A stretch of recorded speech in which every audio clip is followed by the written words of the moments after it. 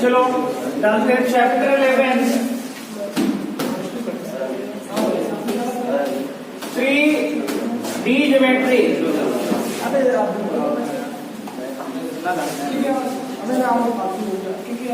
3D geometry है, 3D geometry, त्रिविमीय ज्यामिति है,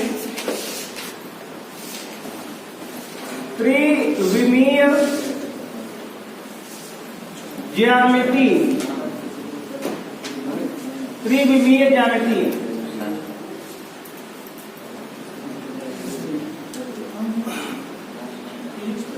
देखो मान लो ये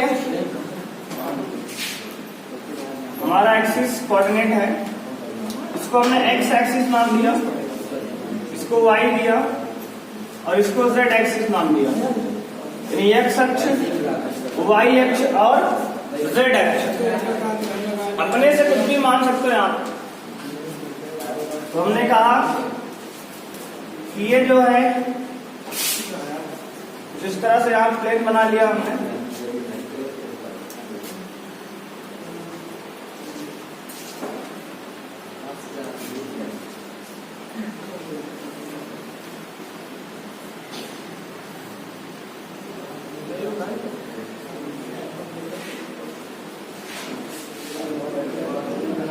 ये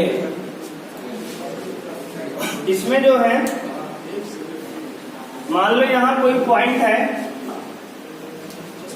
ये 3D में पॉइंट है, ये स्पेस में कोई पॉइंट P है, जैसे यहां हमारा उंगली है, इस तरह कोई पॉइंट यहां अटका हुआ है जो x, y, z तीनों डिस्टेंस में चला गया है, मतलब तीनों में चला है डिस्टेंस कुछ न कुछ। मान लिया कि इसमें x में चला है, x मान लो इसने y में डिस्टेंस कवर किया y, और इसने जो है z में डिस्टेंस कवर किया z। मान लो इसने x में चला x यूनिट, y में चला y यूनिट और z में चला है z यूनिट। x मात्रक x में चला है, y मात्रक y में, z मात्रक z में। ये पॉइंट मान लो P है और ये ऑरिजिन हमारा मूल बिंदु होगा O। तो हमें अगर OP वेक्टर निकालना है, पोजीशन वेक्टर, यानी OP का स्थिति सदिश, इसको वेक्टर में बता चुके हैं, है ना, एक बार जान गए हो। तो इसके कोऑर्डिनेट क्या होंगे? मूल बिंदु है ये, ऑरिजिन है, इसके कोऑर्डिनेट होंगे 0, 0, 0, क्योंकि यहाँ ना तो x में चला था ये, ना ही y में चला है और ना ही z में चला है, तो इसके कोऑर्डिनेट 0, 0, 0 होंगे मूल बिंदु के। अगर 2D होता तो 0, 0 होते केवल।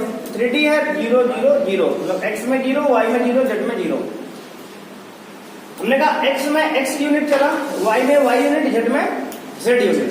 देखो कैसे चला, देखो x में यहां से अपना चला ये x यूनिट, y में चला y यूनिट और z में चला z यूनिट। जैसे मान लो ये हमारा पॉइंट है, यहां पे पॉइंट P है, ये x में मान लो ये x है, तो x में चला ये कितना x यूनिट, मतलब x मात्रक चला। y में कुछ चला डिस्टेंस, कुछ z में चला है, क्योंकि ऊपर भी तो है ना कुछ। देखो यहाँ पे अगर पॉइंट है ये, तो इधर से x में कुछ चला है, कुछ y में चला है, कुछ z में चला है, तीनों में चला है, तो वही है x, y, z तीनों में चल रहा है।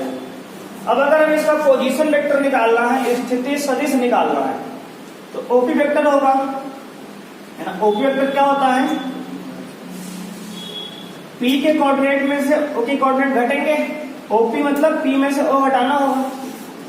मान लो ये वेक्टर R है, इसको नाम दे दिया हमने। ये वेक्टर R बराबर क्या होगा? ये OP बराबर होगा x माइनस 0 i कैप, क्योंकि x की डायरेक्शन में यूनिट वेक्टर को i कैप से लिखते हैं, y की डायरेक्शन में यूनिट वेक्टर को j कैप से लिखते हैं, और z की डायरेक्शन में यूनिट वेक्टर को k कैप से लिखते हैं। तो x माइनस 0 i कैप, देखो x minus 0 i cap plus y minus 0 j cap plus z minus 0 k cap, ये हो गया position vector of OP। OP vector का नाम दिया हमने R, तो R बराबर हो गया x i cap plus y j cap plus z के कैप। ठीक है ना, ये निकला क्या, स्थिति सदिश यानी कि पोजीशन वेक्टर आ गया इसका ओपी का। अब हमें अगर इसका मापांक निकालना है, मैग्नीट्यूड निकालना है, मैग्नीट्यूड यानी कि मापांक, तो मापांक कैसे निकलता है बताया था कि वेक्टर आर का मॉड बराबर क्या होगा, रूट ओवर कोफिशिएंट ऑफ आई का स्क्वायर प्लस कोफिशिएंट ऑफ जे का स्क्वायर और प्लस कोफिशिएंट ऑफ के का स्क्वायर, मतलब आई के जो गुणांक है उसका स्क्वायर प्लस जे वाले गुणांक का स्क्वायर प्लस के वाले गुणांक का स्क्वायर। दिस इज मॉड यानी कि मापांक, यही मापांक है, मॉड है। ये सब पीछे हम पढ़ चुके हैं वेक्टर में, थोड़ा सा रिवाइज है ना, ये सब तो याद होगा सबको कि वेक्टर ओपी कैसे निकालते हैं, तो एक्स में से 0 घटा के, वाई में से 0 घटा के, जेड में से ये घटाते हैं। उसके बाद मापांक के लिए मॉड कर दिए, मैग्नीट्यूड जिसे कहते हैं, परिमाण कहते हैं, वही परिमाण, इसका नाम मापांक भी है। तो आर बराबर मॉड का रूट में x square plus Y square plus Z square, परिमाण का हो या मापांक का हो, बात वही है। इसको जल्दी से नोट कर लो 3D ज्योमेट्री में, तो आगे बढ़ेंगे। चलो डालोगे, इसके बाद का पॉइंट देखो, बात करते हैं। यहाँ पे थोड़ा गेस कर रहा है, जगह कम है यहाँ पे, तो देखो ये यहाँ पे ध्यान दो। अगर हम कहें कि ये जो लाइन है, मान लो ये लाइन है कोई, डालेंगे हेडिंग क्या, डायरेक्शन कोसाइन,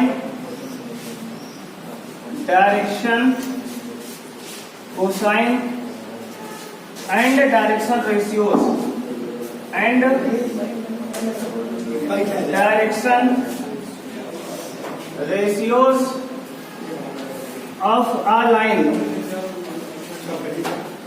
किसी रेखा के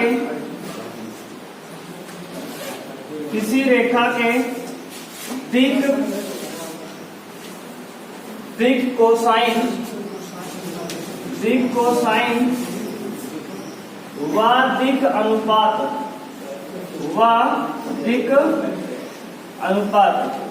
किसी रेखा के दिक कोसाइन व दिक अनुपात। अब समझते हैं, मान लो कोई लाइन है, इस पॉइंट को हटा के एक लाइन बनाया हमने, मान लो कोई 3D में कोई लाइन है, ये कोई लाइन है L मान लो, और एक इसमें 3D में है। तो मान लो कि ये लाइन जो है एक्स एक्सिस के साथ जो एंगल बना रही है, कोण बना रही है, वो अल्फा है। मान लो ये लाइन एक्स अक्ष के साथ कितना कोण बना रही है, अल्फा कोण बना रही है। वाई अक्ष के साथ बीटा कोण बना रही है, वाई अक्ष के साथ बीटा कोण बना रही है। और ये जेड अक्ष के साथ जो है गामा कोण बना रही है।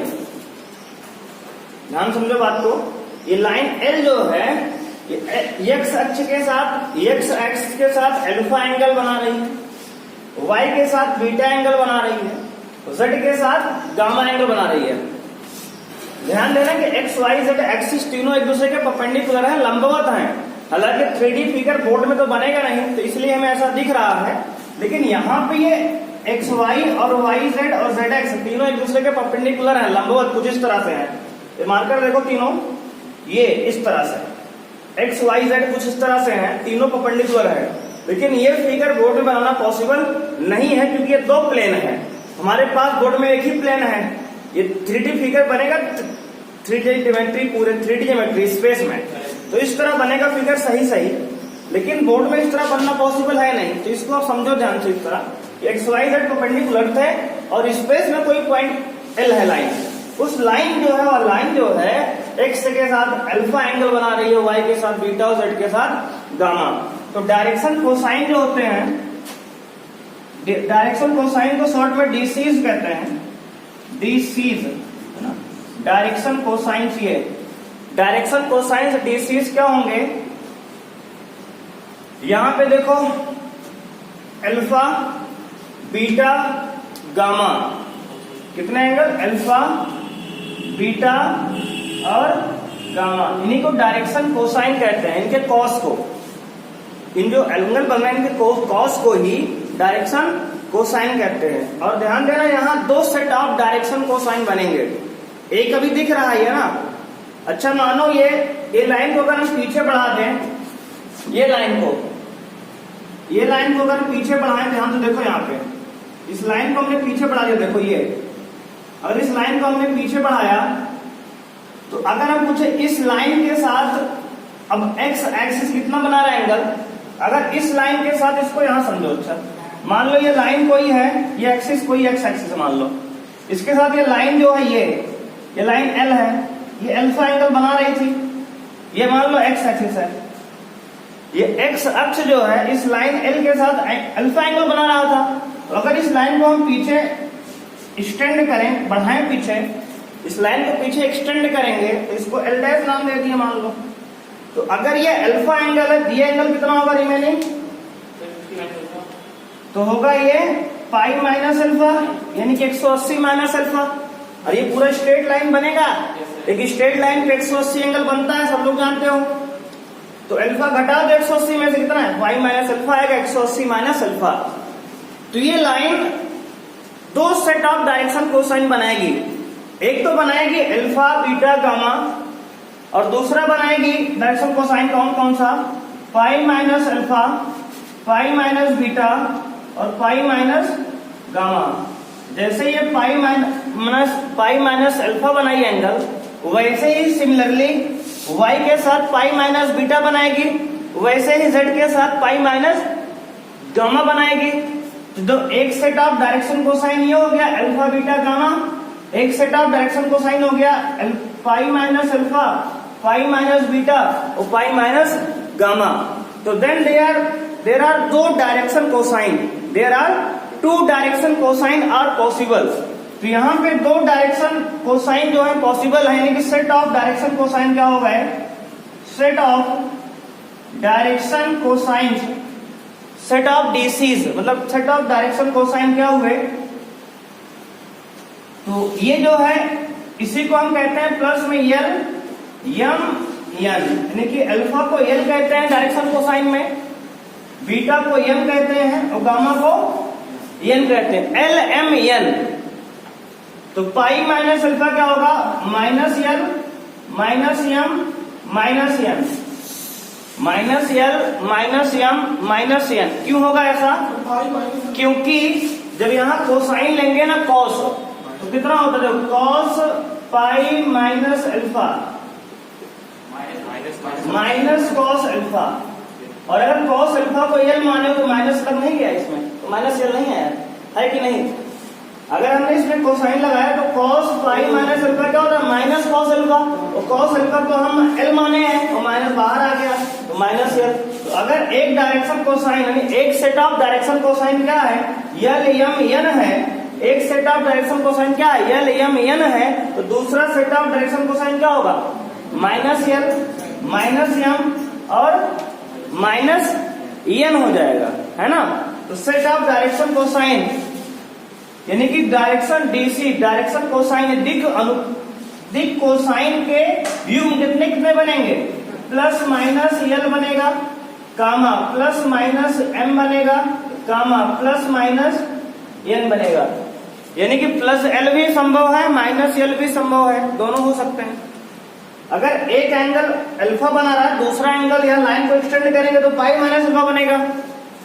तो यहां से अगर प्लस में एल आया तो यहां से माइनस में एल आएगा।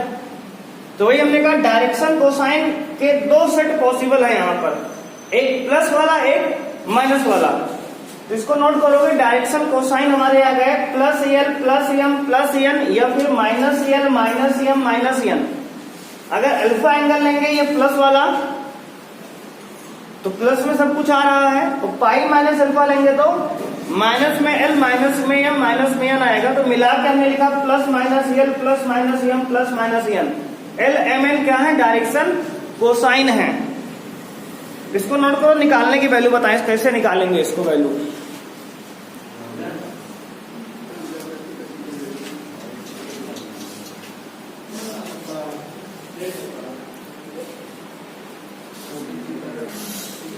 सम of square of direction cosine जो होता है 1 होता है। Sum of square of direction cosine, sum of square of direction cosine कितना होता है 1। इसको प्रूव कैसे करेंगे और देखते हैं। मान लो एक कोई पॉइंट है 3D में,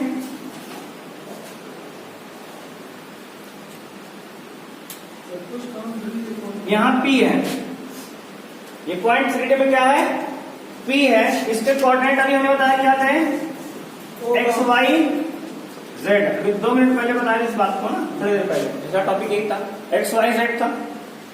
और ये डिस्टेंस कितना हमने माना था, ये आर वेक्टर था। हाँ बिल्कुल आर वेक्टर था। तो हमने ये बताया था अभी कि आर वेक्टर की वैल्यू कितनी आई थी एक्स आई कैप वाई जे कैप,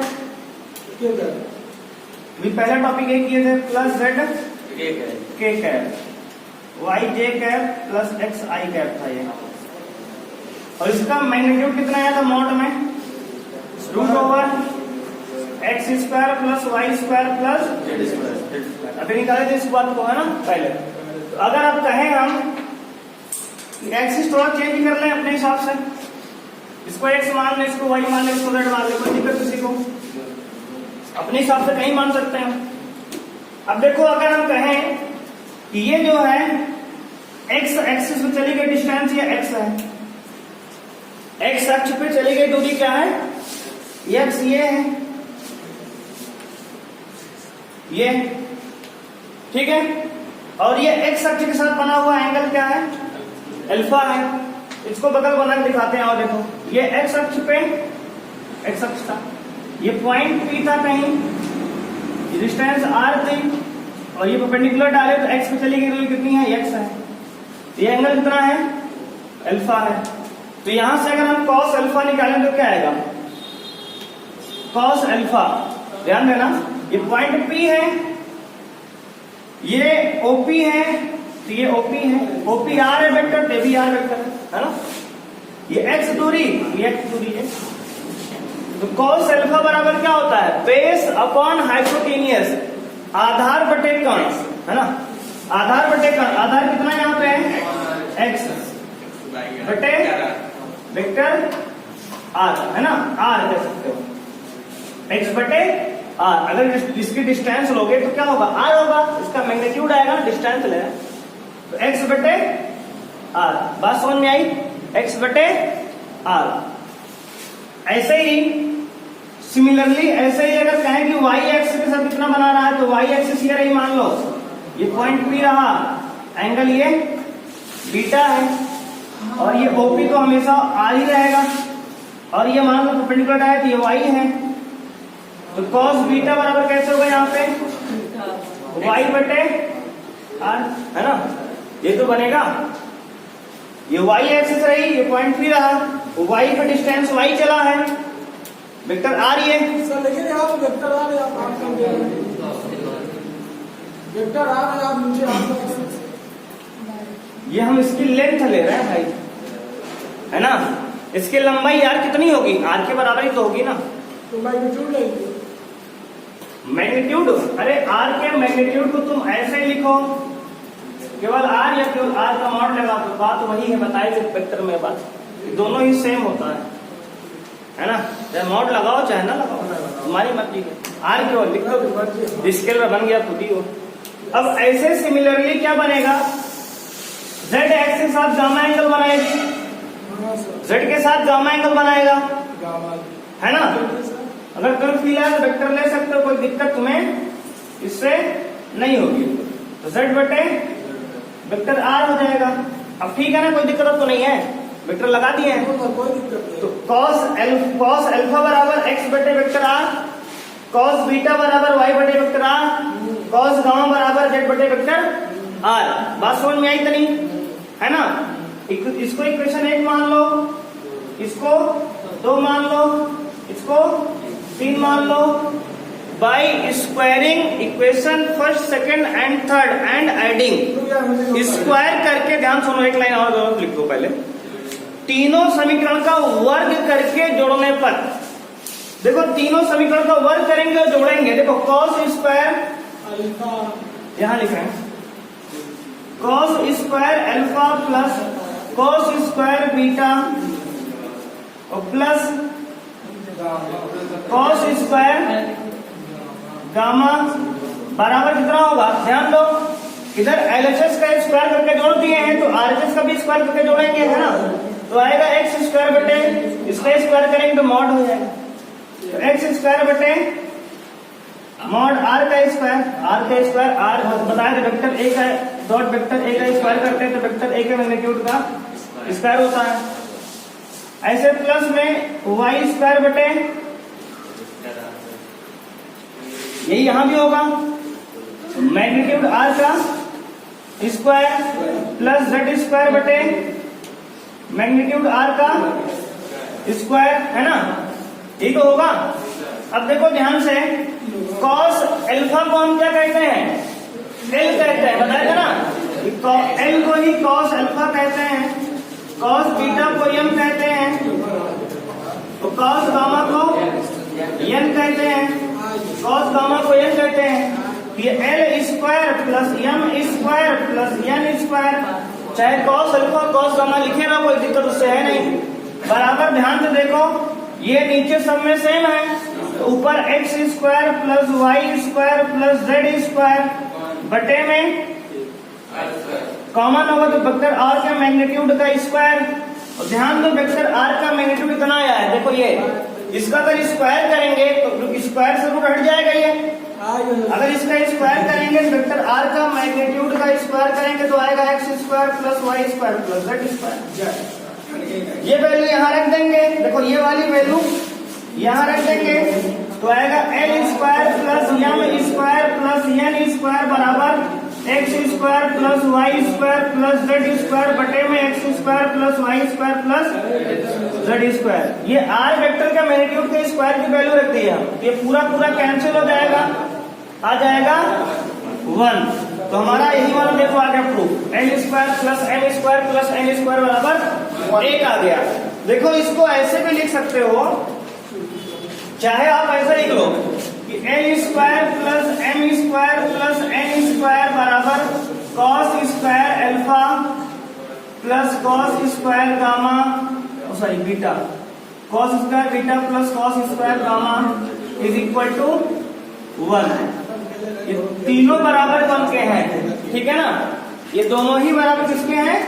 1 के। चाहे इसको लिखो कॉस में चाहे एलिमेंट में लिखो। देखो ये चीज प्रूव हो गई कि cos square alpha plus cos square beta plus cos square gamma कितना होता है। बात करेंगे माना let small a small b small c are the direction ratios of a line and L, M, N are the direction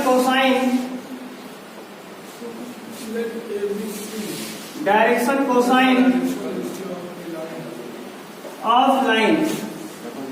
हमने मान लिया कि L, M, N जो है दिक् अनुपात है। हिंदी में लिखेंगे माना small a small b small सी क्या है? दिक् अनुपात है, दिक् अनुपात है। और स्मॉल एल स्मॉल एम क्या है? दिक् कोसाइन है, दिक् कोसाइन है किसी लाइन के, किसके? किसी रेखा के, जानते हो ना? किसी रेखा के, है किसी रेखा के क्या है? डायरेक्शन अनुपात और डायरेक्शन कोसाइन है। तो अब अगर हम कहें l by a equal to m by a b equal to n by c equal to एक कांस्टेंट है, बराबर क्या है? एनी कांस्टेंट, कोई क्या है ये? कांस्टेंट, जहां के एक नियतांक है, जहां के एक नियतांक है, जहां के क्या है? एक नियतांक है। तो हम लोग यहां से अगर एल की वैल्यू निकालें यार, बताओ अगर एल बाई ए बराबर हम यदि यानी कि इफ एल बाई ए बराबर के माने तो यहां से एल की वैल्यू क्या आएगी? ए के आएगी। सिमिलरली इसी प्रकार एम की वैल्यू आएगी बी के एन की वैल्यू आएगी सी के। कोई दिक्कत किसी को नहीं है, बिल्कुल भी, है ना। अब अगर हम कहें, अभी हम लोग तुरंत पढ़ के आए हैं कि एल स्क्वायर, क्योंकि हम जानते हैं कि L square plus M square plus N square की वैल्यू 1 होती है। अभी तुरंत पीछे पढ़े हमने। तो अगर यार हम इन सब की वैल्यू एल एम एन की यहाँ रख दें तो क्या आएगा, देखो ध्यान से। अगर एल की वैल्यू रखें तो आएगा ए स्क्वायर के स्क्वायर, है ना, प्लस एम के रखें तो बी स्क्वायर के स्क्वायर, प्लस एन के रखें तो सी स्क्वायर के स्क्वायर बराबर 1 होगा, है ना। बात समझ में आ रही है। अब देखो अगर पूरे में के स्क्वायर कॉमन ले लें तो क्या आएगा, ए square plus B square plus सी स्क्वायर बराबर क्या होगा, 1 होगा, है ना, 1 होगा। तो के स्क्वायर बराबर यहां से क्या आएगा, 1 बाई रूट में a square plus 1 square plus B square plus C square. अगर के स्क्वायर बराबर आया है 1 by a square plus B square plus C square, अगर हम यहां से के की वैल्यू निकालें तो के की वैल्यू क्या आएगी, प्लस माइनस 1 बाई रूट में a square plus B square plus C square.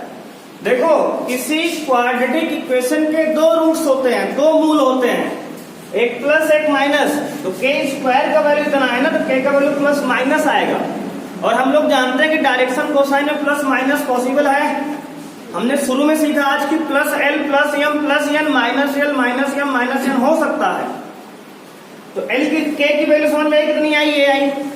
अब अगर हम के की वैल्यू को एल में यहाँ इक्वेशन में देखो, यहाँ एल बराबर ए के में, एम बराबर बी के में, एन बराबर सी के में पुट करते हैं तो एल एम एन की वैल्यू निकाल सकते हैं।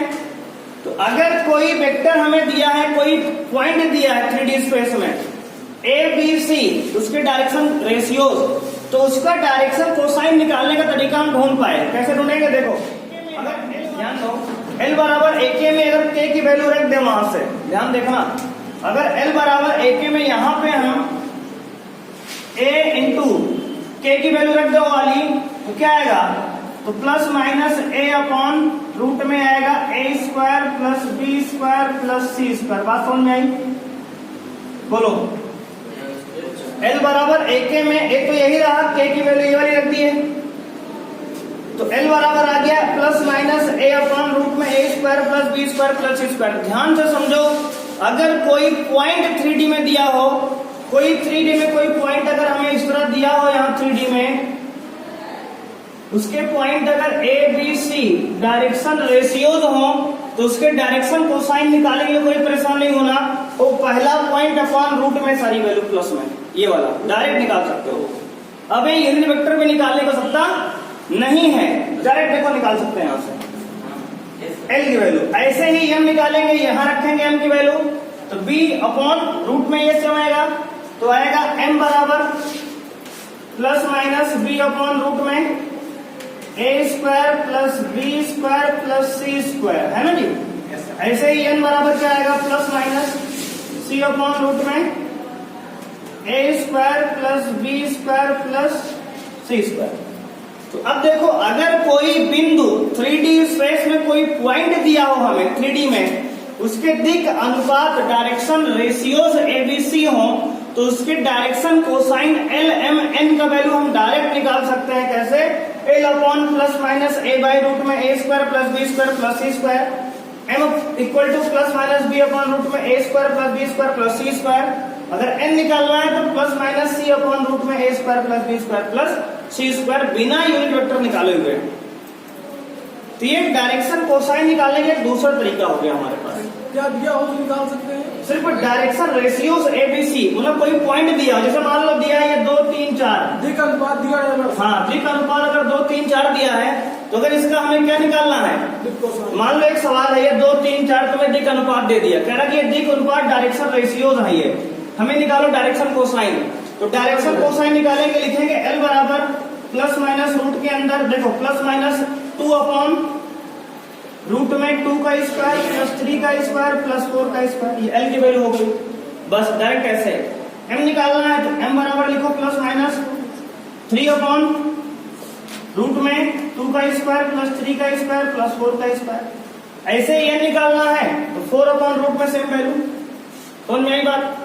तो डायरेक्शन कोसाइन डायरेक्ट यहां से निकाल सकते हो बिना किसी यूनिट वेक्टर की सहायता प्लस से। माइनस दोनों निकालेंगे। हाँ, डायरेक्शन कोसाइन दोनों set of direction cosine possible है ना, दोनों बनेंगे। अगर एक प्लस बनेगा तो एक माइनस बनेगा।